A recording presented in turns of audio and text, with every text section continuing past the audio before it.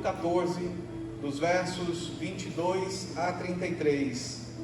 Mateus, capítulo 14, dos versos 22 a 33.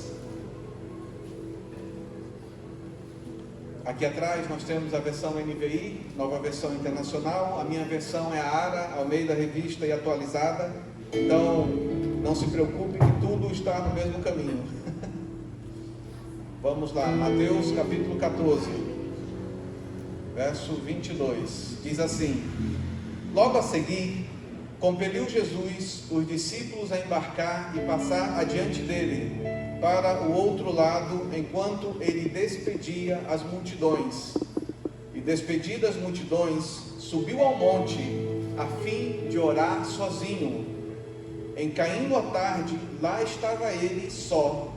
Entretanto, o barco já estava longe, a muitos estádios da terra, açoitado pelas ondas, porque o vento era contrário. Na quarta vigília da noite, foi Jesus ter com eles, andando por sobre o mar. E os discípulos, ao verem-no andando sobre as águas, ficaram aterrados e exclamaram: é um fantasma! E tomados de medo, gritaram. Mas Jesus imediatamente lhes disse: tende bom ânimo, sou eu, não temais. Respondendo-lhe Pedro, disse: se és tu, Senhor, manda-me ir ter contigo por sobre as águas. E ele disse: vem. E Pedro, descendo do barco, andou por sobre as águas e foi ter com Jesus. Porém, reparando na força do vento, teve medo, e começando a submergir, gritou: salva-me, Senhor. E prontamente Jesus, estendendo a mão, tomou-o e lhe disse: homem de pequena fé, por que duvidaste? Subindo ambos para o barco, cessou o vento, e os que estavam no barco o adoraram, dizendo: verdadeiramente és filho de Deus. Hoje nós vamos tocar num tema que é um tema muito sensível para muitos de nós, que é sobre o medo. Quantos de nós, de repente, não tem uma realidade que nem a desses discípulos, em que há uma circunstância, há uma situação, há um momento em que há medo, em que o medo surge e não sabe o que fazer? Quantas vezes, alguns de nós, ou todos nós, somos atormentados por medos conscientes, que a gente sabe do que é que a gente tem medo, e medos inconscientes, que a gente não sabe por que estamos com medo. E aqui nós vemos Jesus, ele dando uma ordem aos seus discípulos, dizendo: olha, peguem o barco e passem adiante. E a gente nota uma coisa aqui muito interessante. Às vezes a gente não entende por que às vezes a gente está na vontade de Deus. Jesus diz para a gente ir, a gente foi, e a gente vai, e a gente sente medo. Poxa, Senhor, eu estou na tua vontade, eu não estou em pecado, eu sei que eu estou bem, mas eu estou com medo. Quantas vezes há circunstâncias das nossas vidas em que a gente não entende o medo que a gente está vivendo? Quantas vezes a gente se sente inseguro, se sente incapaz, se sente numa situação em que diz: Senhor, eu estou orando, eu estou te buscando, estou fazendo tudo certo, eu não estou fazendo nada errado, mas parece que está dando tudo errado, parece que eu estou sozinho no meio do mar, e a tempestade está vindo, os ventos são contrários, e eu não sei o que fazer. E o mais triste, ou o mais difícil de entender muitas vezes, é que muitas vezes nós temos certeza que nós estamos na vontade de Deus, que Deus disse para nós: vai e faça isso, e nós estamos fazendo aquilo que Deus disse para fazer. E mesmo diante disso, o medo vem, a circunstância vem, em que a gente não tem controle, e não tendo controle, a gente fica numa situação de total despreparo, de total capacidade de lidar com aquilo, e aquilo nos amedronta, aquilo nos aterroriza, e aquilo nos dá a incerteza do futuro, porque nós não sabemos como controlar aquela circunstância. Quantos de nós estamos passando por medos na vida, em que alguns a gente já está convivendo há anos e ainda não venceu esse medo? e outros nós já vencemos, mas parece que lá no íntimo do nosso coração há um medo de que aquele medo que vencemos voltar novamente. Às vezes é uma doença que você venceu, e aí começa a surgir aquele medo de você ter aquela doença de novo. Às vezes é aquela insegurança de determinada circunstância que você superou, e a circunstância está voltando. E isso é uma situação tão difícil, porque a nossa mente é algo poderosa. Ela é poderosa porque quantos de nós, às vezes ouvindo uma melodia, a gente lembra de toda uma circunstância, às vezes por causa de um cheiro, a gente lembra de toda uma circunstância, a gente lembra de pessoas, às vezes num lugar a gente tem memórias fascinantes ou tristes, porque a nossa mente ela guarda tudo, e essa mente ela nos abençoa e ela nos atormenta muitas vezes, porque a gente muitas vezes não sabe lidar com os nossos pensamentos, não sabe lidar com aquilo que a gente não tem controle, com aquilo que a gente não consegue dominar. E esse texto é um texto tão poderoso, porque ele mostra que mesmo Jesus estando ali, e Jesus orientando os seus discípulos a atravessarem o mar, há uma tempestade que surge naquele lugar. E isso é uma coisa que nós temos que entender. Enquanto nós estivermos nessa terra, haverá uma guerra entre o bem e o mal, haverá uma guerra para tentar nos fazer incrédulos ou tentar nos roubar a paz, mas a única forma de nós mantermos a nossa vida em paz é olhando para Jesus. Não há outra forma, não há outro caminho, não há outra maneira de nós lidarmos com medo se nós não olharmos para Jesus. E às vezes a gente diz assim: pastor, mas isso é tão simples. Mas na vida prática não é tão simples, porque a gente vê que os discípulos eles estavam no barco e de repente um vento contrário veio.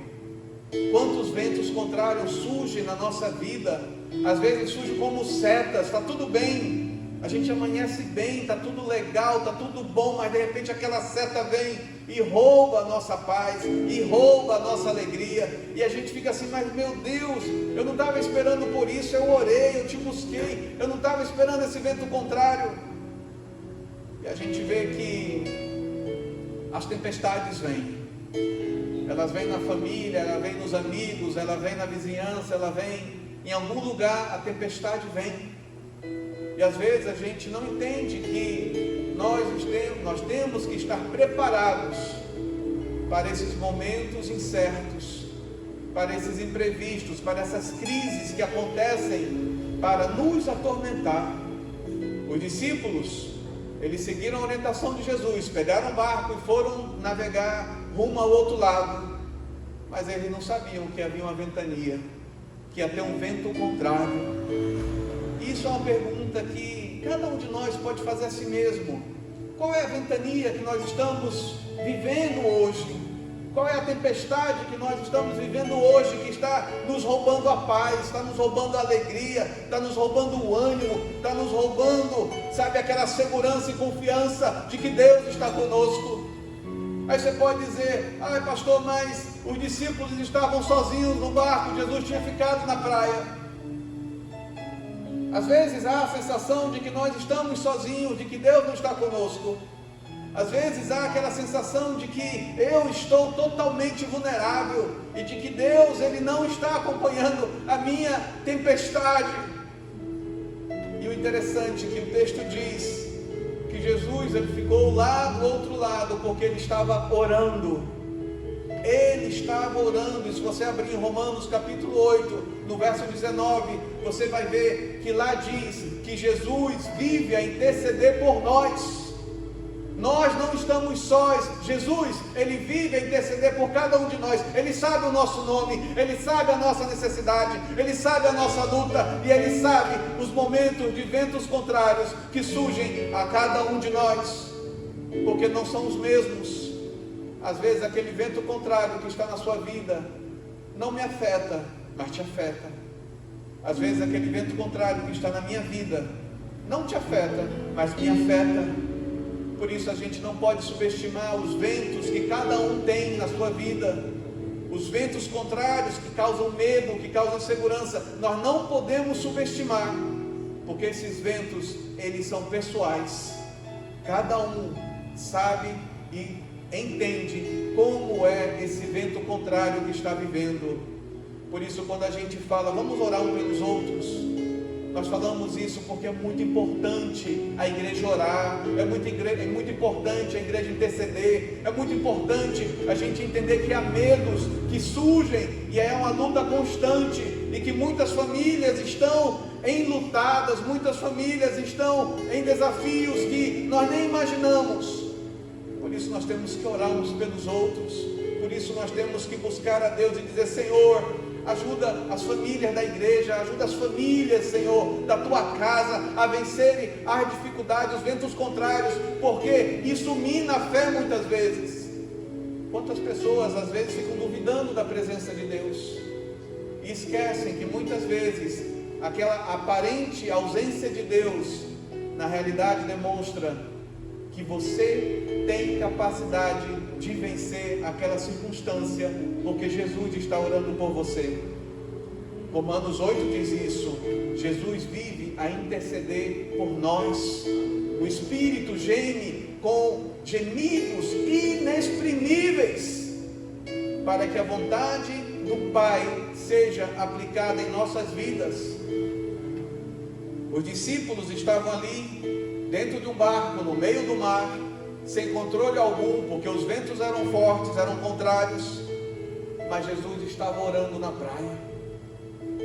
Às vezes nós temos que entender uma coisa: cada um vai enfrentar o medo de uma forma diferente, e às vezes o enfrentar esse medo nos dá maturidade para circunstâncias novas que vão surgir, para a gente não cair, porque vivemos dias em que as pessoas estão caindo por bobagem. Vivemos dias em que as pessoas estão tropeçando por bobagem, em que você olha e diz: como assim? Como assim? Como pode isso estar acontecendo? Essa semana uma pessoa chegou para mim e disse: pastor, por favor, converse com o meu pastor, porque nesse domingo que passou, o meu pastor disse de púlpito que o Espírito Santo não existe, que não é importante para nenhuma vida de nós. E eu estou aterrorizada. Essa pessoa disse: olha que absurdo, uma igreja grande, eu conheço o pastor, eu conheço a igreja, eu já ministrei lá, e de repente o pastor está começando a entrar num caminho de incredulidade, ao ponto de dizer que o Espírito Santo não existe.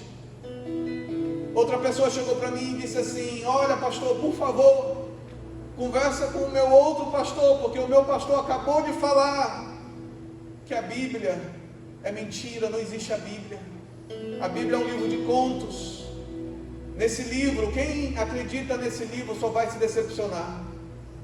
E ele falou de púlpito na igreja, e várias pessoas foram chocadas por essa palavra e estão saindo da igreja. De repente vão se tornar desigrejadas, de repente vão se desviar, de repente vão se perder. Às vezes a gente não entende as coisas.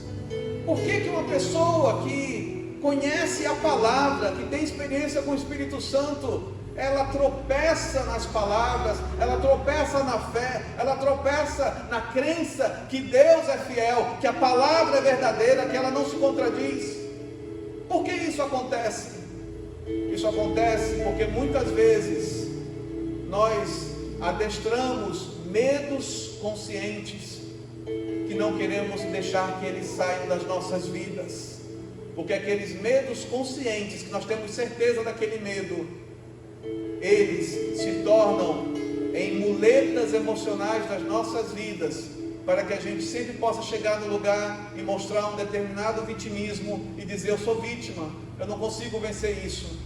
É como a seca no Nordeste que nunca vence, é como o rio Tietê que está sempre poluído e nunca se limpa. E a gente sabe que hoje tem tecnologia, tanto para limpar o rio, quanto para acabar com a seca. Que há inúmeras tecnologias hoje que você vê, em que traz a chuva, que traz a colheita, que traz a abundância e traz a limpeza. Mas mesmo assim, existe todo um trabalho uma indústria de medo, uma indústria de pobreza, uma indústria de incerteza, de insegurança, para manter as pessoas no cabresto do medo, e assim, estando naquele cabresto do medo, elas não evoluírem. E assim, às vezes, nós fazemos isso conosco.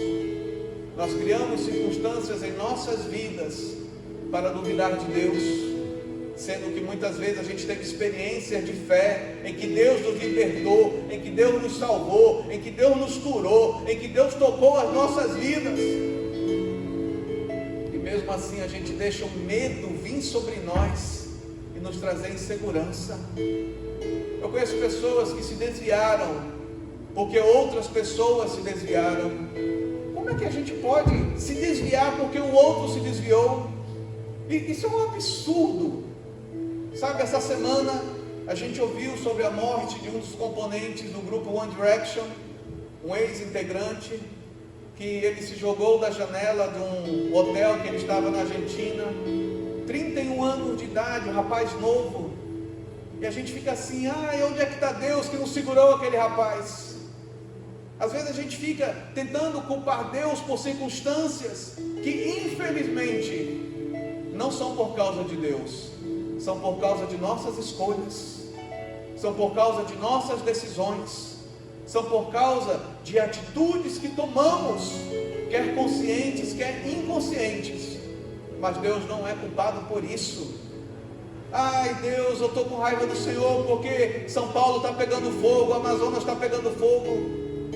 Meus queridos, não é Deus que está tocando fogo no Amazonas, nem em São Paulo, nem em lugar nenhum. Não é culpa de Deus se São Paulo, hoje capital, está com vários lugares sem energia. Não é culpa de Deus se há pessoas que estão passando necessidade. Não é culpa de Deus. Infelizmente, a Bíblia fala que o salário do pecado é a morte. É consequência do pecado, é consequência de uma vida sem Deus, é consequência de uma vida que cada vez mais se afasta da presença de Deus e não teme. Mas é fácil dizer, não, a culpa é de Deus. Cadê Deus? Cadê Deus que não resolve isso? E a gente sabe que lá em Apocalipse 3:20, marque esse versículo para você meditar depois, Apocalipse 3:20, que diz assim: eis que estou à porta e bato. Jesus, ele está falando, eis que estou à porta e bato. Se alguém ouvir a minha voz e abrir a porta, eu entrarei, cearei com ele, e ele comigo. Jesus, ele não vai arrombar a porta. Jesus, ele não vai nos forçar a fazer aquilo que nós não queremos. Ele é educado, ele é gentil, ele vai bater na porta e dizer, eu posso entrar. E nas circunstâncias de medo das nossas vidas, são circunstâncias em que nós temos que assumir isso também, que Jesus, ele está ali olhando para nós e aguardando que a gente fale, Senhor, me ajuda nessa circunstância. Nós não podemos desprezar o poder da oração. Ai pastor, eu oro e não sinto nada. Ai pastor, eu leio a Bíblia e não sinto nada. Não é pela emoção, mas é pela fé. Não é pela emoção, mas é pela confiança em Deus. Não é pela emoção, mas é pela certeza de que Deus, ele entregou seu Filho por nós, e o seu Filho morreu e ressuscitou e vai voltar novamente por nossas vidas, porque ele nos ama. Não é pela emoção, não é por aquilo que eu estou sentindo, mas é porque eu confio na palavra do Senhor, e a palavra do Senhor diz que Ele é fiel e Ele não vai faltar conosco. E isso é uma mensagem que tem que ser conduzida e levada em todos os momentos das nossas vidas, porque a seta vem para nos desestimular, a seta vem para nos trazer medo, a seta vem trazendo ventos contrários, para nos trazer incertezas, inseguranças, e a gente achar que Deus não está ouvindo o nosso clamor, e às vezes a gente começa a ouvir o canto da sereia, a gente começa a ouvir as notícias, a gente começa a ouvir tudo de desgraça que está sendo falado, e isso tudo é para causar mais medo, para causar mais insegurança, e isso tudo para nós é um chamado para nós nos ajoelharmos e dizermos, Senhor, obrigado, porque Tu estás comigo. Obrigado, Senhor, porque mesmo eu não estando sentindo, mesmo que eu não esteja vendo a solução, mesmo que eu não esteja vendo o futuro, Tu estás comigo, e se Tu estás comigo, há milagre, há provisão e há segurança. E essa é a certeza que nós temos que ter, que a única forma de nós vencermos o medo é nós olharmos para Jesus. A única forma da gente conseguir vencer circunstâncias em que a gente não tem condição alguma de vencer é olhando para Jesus. A Bíblia diz que Jesus, você vai ler lá no versículo 25, na quarta vigília da noite, quarta vigília, que era um padrão romano de medida de tempo, era entre 3 e 6 da manhã. Ou seja, Jesus estava desde as 9 horas da noite orando, e orou das 9 até as 3 da manhã, entre 3 e 6 da manhã. Jesus tinha uma vida de oração. Jesus, ele orava, e se Jesus orava, isso é um exemplo para nós seguirmos. Nós temos que orar, porque se nós não orarmos, nós vamos fraquejar. Se nós não lermos a palavra, nós não vamos ter fé, porque a palavra diz, a fé vem pelo ouvir, e ouvir a palavra de Deus. Por isso nós temos que ler a palavra e ter uma vida de oração. Não há exceção, não há escolha, não há opção. Nós que confiamos em Deus, nós temos que nos alimentar com a palavra de Deus, que gera fé. E nos alimentando com essa palavra que gera fé, orar a palavra. Orando essa palavra, nós vamos ter confiança para enxergar aquilo que nós não enxergamos ainda. Como diz lá em Hebreus capítulo 11, ora, a fé é a certeza das coisas que se esperam e a convicção de fatos que não se veem. Fé não é a minha visão natural, mostrar que aquilo está ali. Fé é ter certeza, sem a visão natural, estar enxergando. E vivemos dias em que a gente está virando muito carnal. Ai, pastor, se eu não ver, eu não creio. Se eu não tocar, eu não creio. Se eu não sentir, eu não creio. E eu confesso para cada um de nós que pessoas que vivem pelos sentimentos, pelas emoções, elas sofrem muito. Sofrem muito porque elas oscilam entre o humor, em estar em Deus em determinado momento, aí vem uma objeção, e aí começa a abandonar Deus, começa a ter incredulidade. Quantas pessoas ligam para nós dizendo, pastor, eu estou orando e Deus ainda não respondeu a oração. E eu pergunto, você está firme nessa oração? Sim, pastor, eu estou firme. Mas você está pronto para receber a resposta da oração? Tem muita gente que ora, mas não está pronto para receber a resposta da oração. Quantas pessoas eu já vi desviar quando receberam a resposta da oração? Ah, Senhor, se o Senhor me der essa casa, eu vou fazer, Senhor, grandes louvores e grandes momentos de adoração a Ti. Ganhou a casa e nunca teve uma consagração, e nunca teve um momento de adoração a Deus naquele lugar. Ah, Senhor, se o Senhor me der um carro novo, o Senhor vai ver como eu vou usar para o reino do Senhor. Até hoje só foi para a praia, nem para a igreja vem mais, porque o carro serviu para fazer qualquer coisa, menos para estar na casa do Senhor. E aí a pessoa diz, ai, pastor, sabe como é que é? Eu estou sem tempo. Quantas pessoas não buscam mais a Deus porque a desculpa é tempo, sendo que todos nós temos 24 horas, sendo que todos nós temos o mesmo tempo, sendo que todos nós vivemos a mesma vida, no mesmo tempo, no mesmo lugar. Mas parece que aquilo que nós focamos mais é o que mostra aonde está o nosso coração, como a Bíblia diz. Onde está o seu coração, ali está o teu tesouro. Isso é algo para a gente refletir. Aonde o meu coração tem estado? Onde a minha mente tem estado? Será que a minha mente tem estado em buscar a Deus? Será que a minha mente tem estado em buscar e querer mais de Deus, se santificar mais, se separar mais para Deus? Aí você pode dizer, mas pastor, é assim, eu vou ser uma pessoa beata. Eu vou ser uma pessoa que vai ser muito religiosa. Não, meu querido, não é isso que você vai se tornar. Você vai se tornar uma pessoa que confia em Deus, independente das circunstâncias. Porque todos nós aqui não temos uma vida fácil. Nenhum de nós. Nenhum de nós. Há medos que a gente nem exprime, nem expressa, porque a gente não entende. Mas você não sabe o que é você pastorear uma igreja e você está orando para que não haja acidente de carro, não haja acidente de moto, não haja acidente de avião, para que as pessoas não se percam, não se desviem, para que não haja divórcio, para que não haja enfermidade. É muito difícil.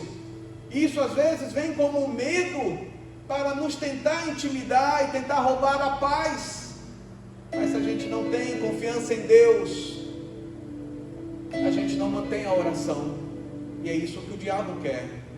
Ele quer que você seja abalado de tal forma que você pare de orar, que você pare de acreditar, de que você pare de confiar, de que você pare de ver a mão do Senhor na sua vida.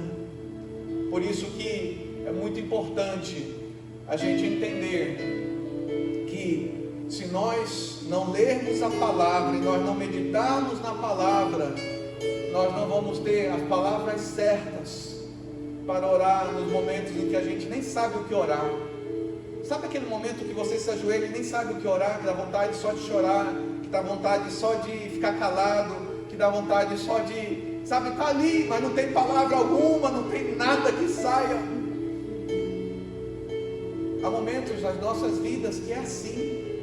Não temos palavras para expressar a dor lá de dentro, que vem para nos roubar a paz, nos roubar a coragem, nos roubar a segurança.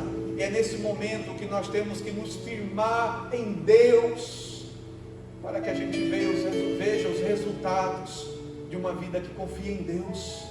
A Bíblia diz que assim verão a diferença entre aqueles que servem e aqueles que não servem a Deus. Os que servem a Deus mantêm-se em confiança diante do Senhor, independente dos resultados. Meus queridos, em nenhum lugar na Bíblia diz que nós somos blindados ao insucesso, nós somos blindados ao fracasso, nós somos blindados a pessoas tóxicas, nós somos blindados a momentos difíceis. Não existe isso. Nenhum de nós é blindado a circunstância difícil, muito pelo contrário. A Bíblia diz que quando Jesus estava orando, lá em João capítulo 17, ele orou assim: Senhor, guarda-os do mundo e livra-os do mal. Ele não disse para nos tirar desse mundo, mas ele disse para nos guardar do mal. Porque Deus sabe que cada um de nós tem um potencial para vencer tormentas e tempestades. Você tem que acreditar mais em você, você tem que acreditar mais no Deus que você serve, você tem que acreditar mais nas palavras que você coloca em oração, porque elas vão trazer respostas, elas vão ter respostas. Não pare de orar, não pare de interceder, não pare de lutar, porque Deus vai te responder, mesmo que aparente estar longe, mesmo que aparente ser difícil, mesmo que aparente que está em insucesso. Você vai ver o milagre acontecer segundo a vontade de Deus.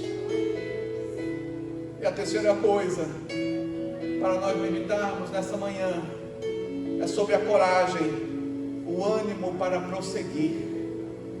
E quando eu estava pensando sobre isso, eu me lembrei de uma situação que eu vivi ontem. Ontem eu estava em São Paulo com a Eune, e a gente estava voltando de São Paulo.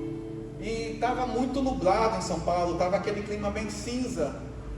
E a gente estava voltando e estava ventando bastante, já tinha muitos lugares sem energia de novo, a energia tinha caído novamente. E a gente estava ali voltando, eu estava até comentando com o Roberto, que de repente eu olho num poste, ali na Marginal Pinheiros.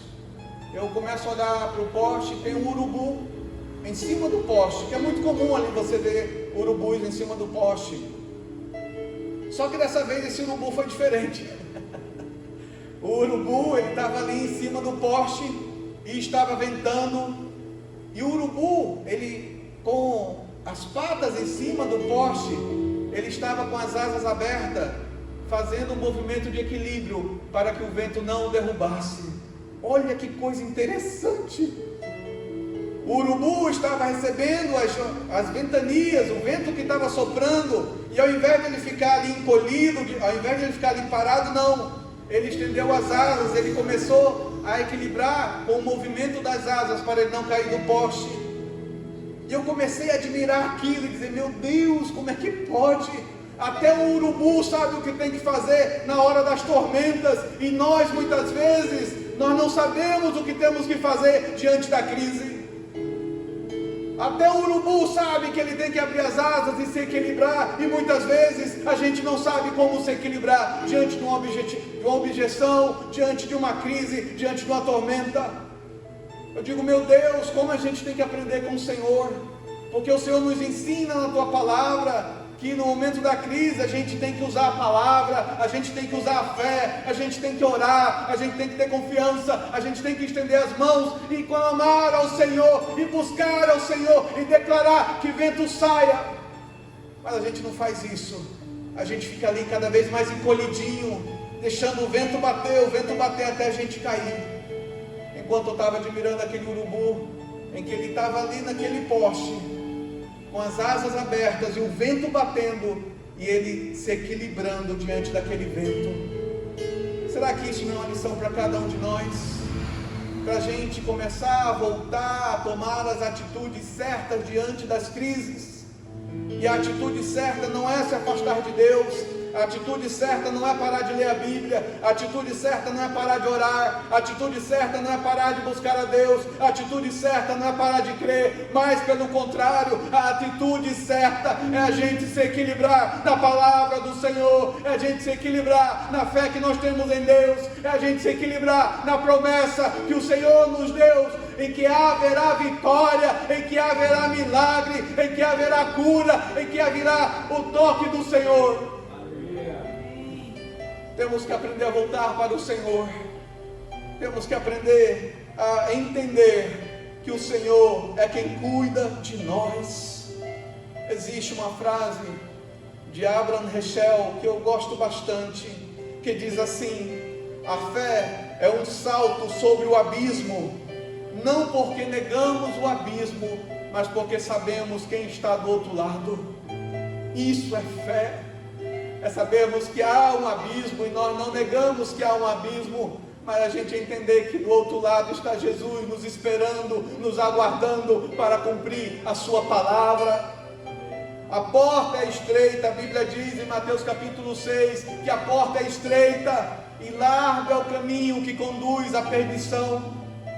Há muitas opções para a perdição, muitas opções que chamam a atenção, que parecem que são resoluções simples e fáceis para nos tirar do problema, mas a consequência são circunstâncias piores, porque um abismo chama outro abismo quando a gente não está na palavra de Deus.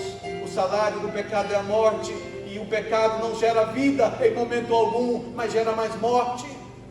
Por isso o diabo ele tenta nos empurrar para uma vida sem Deus, para uma vida sem oração, para uma vida sem palavra, para uma vida sem fé, para que a gente só preste atenção na força do vento.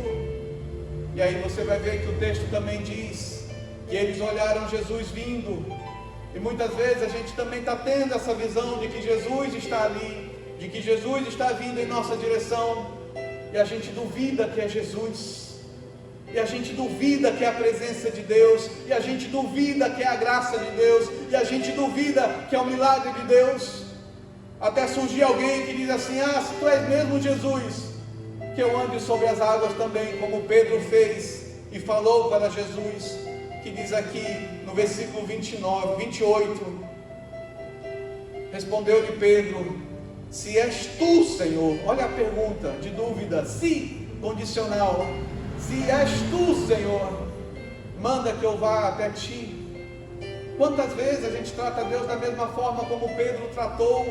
Se é tu, Deus, que está aqui, faz isso. Se és tu, Senhor, faz isso. Senhor, se realmente o Senhor está me ouvindo, faz isso. E Jesus disse: então vem.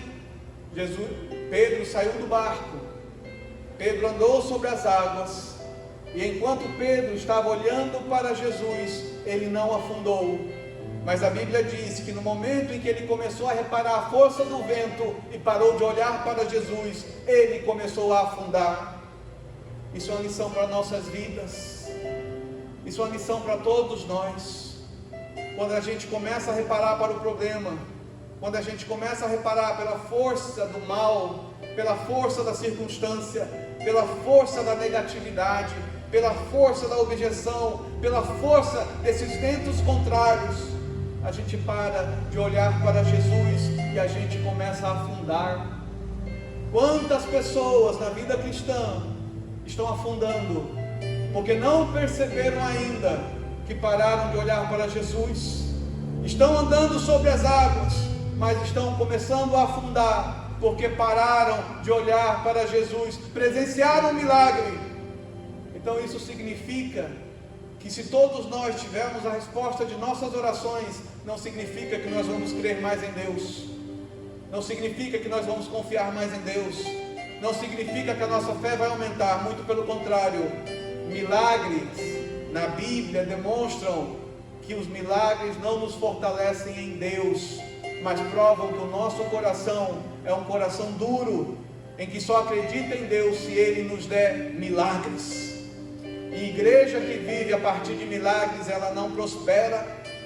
Igreja que vive a partir de sinais extravagantes, poderes extravagantes, ela não prospera, porque você vai ver que Jesus fez inúmeros milagres, mas na hora que foi para salvar Jesus, todo mundo diz: condena-o, mate-o, que morra.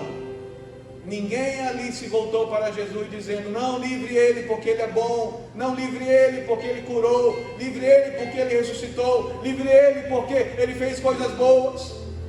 O milagre, ele não nos faz maduros espiritualmente, mas o que nos faz maduros espiritualmente é a gente manter a confiança em Deus, independente das circunstâncias, independente das respostas, independente do que nós estamos vendo. E aí quando o milagre vir, o milagre vai ser um detalhe, porque a gente vai não olhar para o milagre em si, mas a gente vai olhar para aquele que faz o milagre. E é isso que Deus quer nos ensinar. Temos que aprender a olhar para aquele que faz o milagre e não para o milagre em si. Porque se nós vivemos a base daquilo que olhamos como resultado, não olhamos para aquele que gera essas mudanças e esses resultados que salvam as nossas vidas. Tem uma frase de Abraham Heschel que eu gosto demais também. Outra frase dele que para mim é impressionante, que diz assim: no momento em que você não souber mais para onde olhar, olhe em fé para Deus, porque olhando para Ele, no mínimo, você vai parar de afundar. Olha que interessante. No mínimo você vai parar de afundar. E de repente hoje, eu não sei como está as nossas vidas hoje. Se a gente está na situação de Pedro dentro do barco, querendo testar se é Jesus que está vindo na direção dele. Se a gente está como Pedro, que saiu do barco, está olhando para Jesus, está andando sobre as águas.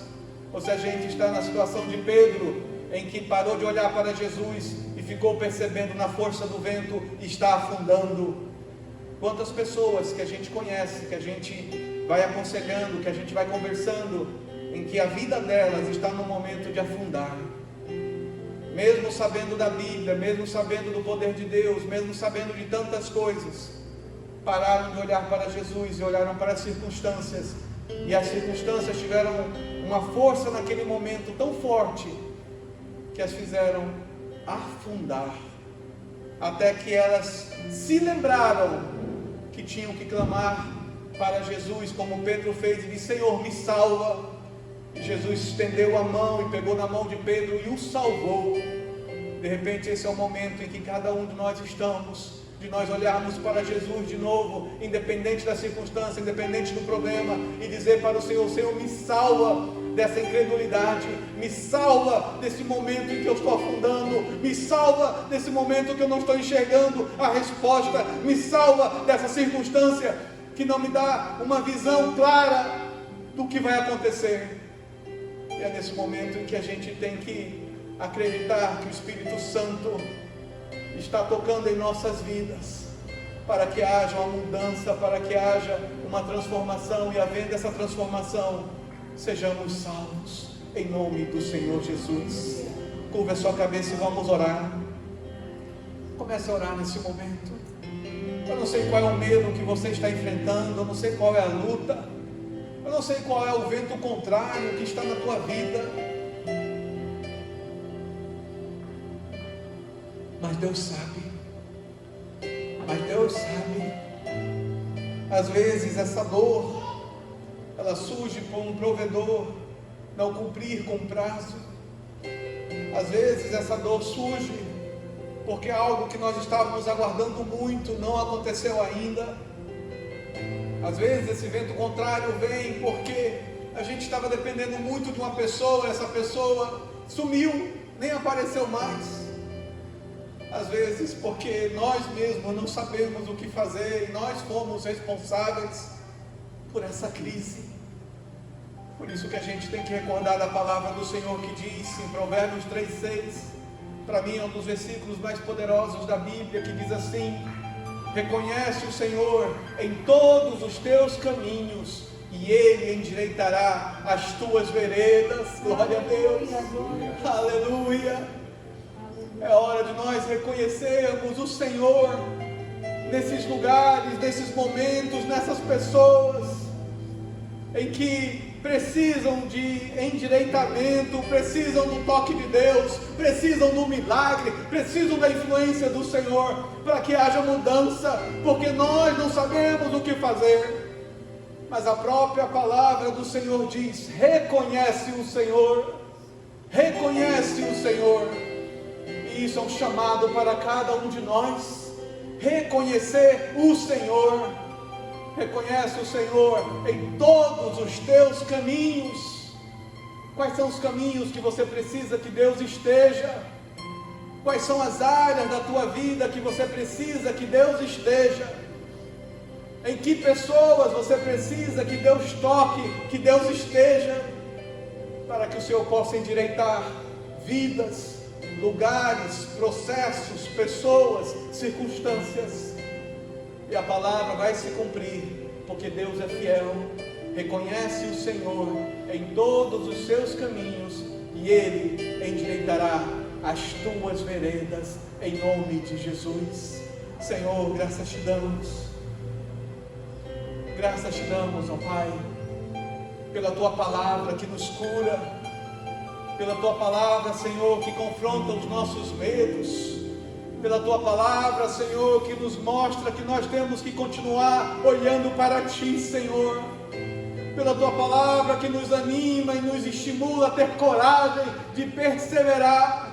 E eu te peço, Senhor, dá-nos força para perseverar, dá-nos força para continuar, dá-nos força para continuar lutando contra o pecado, para vencer o pecado, para dizer não, Senhor, a tudo aquilo que quer nos desviar da tua palavra. Não nos deixe afundar, Senhor. Senhor, não nos deixe afundar. Quantas pessoas estão afundando por pecados antigos que estão voltando? Quantas pessoas estão afundando por desejos novos que são pecaminosos e que estão afastando essas pessoas do teu caminho, Senhor? Quantas pessoas, ó Pai, estão voltando a viver uma vida sem fé, porque deixaram de ler a tua palavra, deixaram de crer em ti, Senhor. Por isso, ó Pai, eu oro por cada um, Senhor, para que tu, Espírito Santo, possa convencer cada um do pecado, possa convencer cada um, Senhor, do medo que está vivendo, da circunstância que está vivendo, para que haja cura, para que haja libertação e para que haja vida, Senhor. E havendo vida, haja paz. E havendo vida, ó Pai, que o casal, marido e esposa, tenham paz. Esposa e marido tenham paz. Pais e filhos tenham paz. Filhos e pais tenham paz. avós e netos tenham paz, e assim a tua presença se faça nas casas de cada um de nós.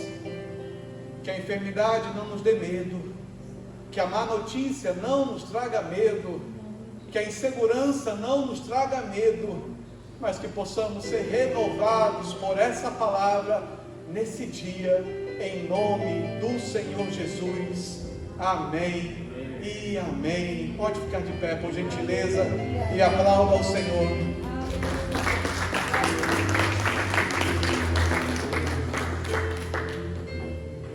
Feche seus olhos e vamos fazer mais essa oração. Que o amor do Pai, a comunhão do Filho e as doces consolações do Espírito Santo estejam sobre cada um de nós, em nome do Senhor Jesus. Amém e amém. Que Deus te abençoe. Quarta-feira tem célula. Esperamos você lá na célula, na quarta-feira, na casa do Nardelli e da Márcia. Quarta passada foi uma bênção. Aguardamos vocês. Domingo que vem temos reunião de oração às 9 da manhã. Lembre-se, são todos os domingos, das 9 às 9h30. Aguardamos vocês. Não saia sem falar com alguém. Fale com alguém, abrace alguém e tenha um bom dia, em nome do Senhor Jesus. Amém e amém.